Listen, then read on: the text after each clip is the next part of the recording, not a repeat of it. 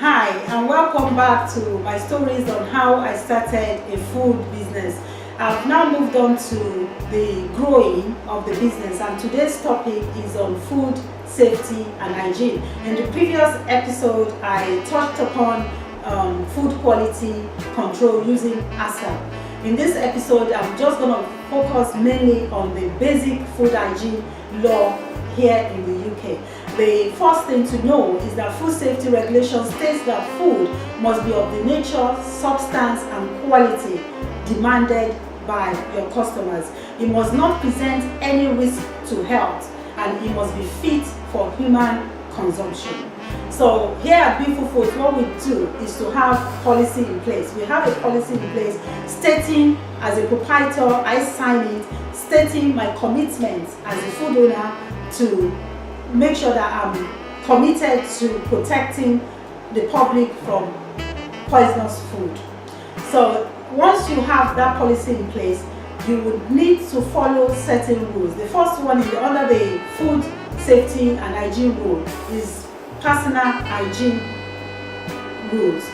This affects mainly your food handlers and your staff. They must be trained to know that there are certain things that is permitted in the food industry. For instance, upon entering the food production, you must wash your hands thoroughly. So you train your staff on how to wash hands and when to wash hands. I'll be touching on this in the next episode under cleaning.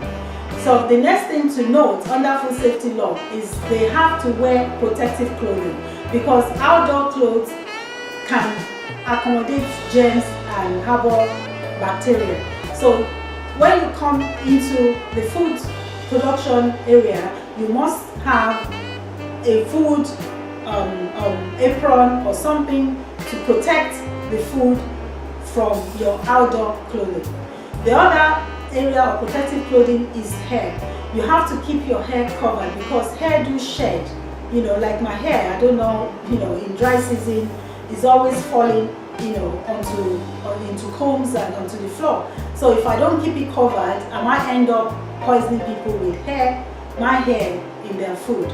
So you have to keep your hair covered, and also they must keep cut. If you have, maybe you have an accident, you have a knife cut or something, you have to have plasters. In food industry, we use waterproof plasters, usually blue color, because blue is easy to identify if at all it falls into food. And also at Beautiful Foods, we have a register whereby we keep a list of staff coming in that have got caught and have plasters coming, so that you just monitor the plaster, so that when the staff come in the morning, they have plaster on. When they are going in the afternoon after their shift, you ensure that they still have that plaster on, because if it's falling into the food, then there's trouble in the air. So you must make sure that you follow the plaster through, because even though it's waterproof and everything, it might still physically contaminate food. The other thing that you have to know is nails. False nails are not allowed in the food industry. You cannot have nail polish as well, and you must keep your nails short so that fingernails don't cut into the food. The other area is jewelry.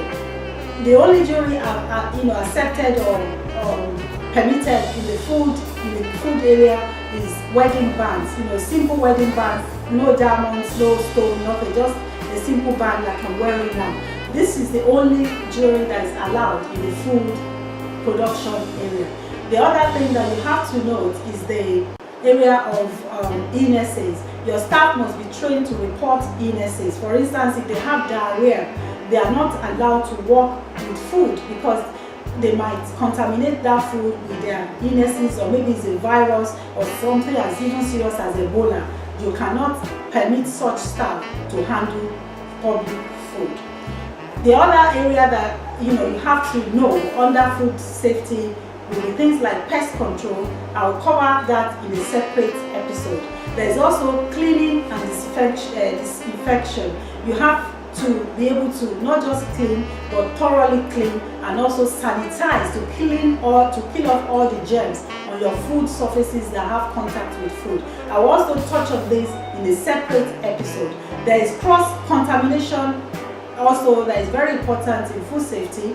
This also will be dealt with in another episode. The final one is temperature control, how to use temperature to ensure food safety. This is another topic that I would expatiate more on another episode.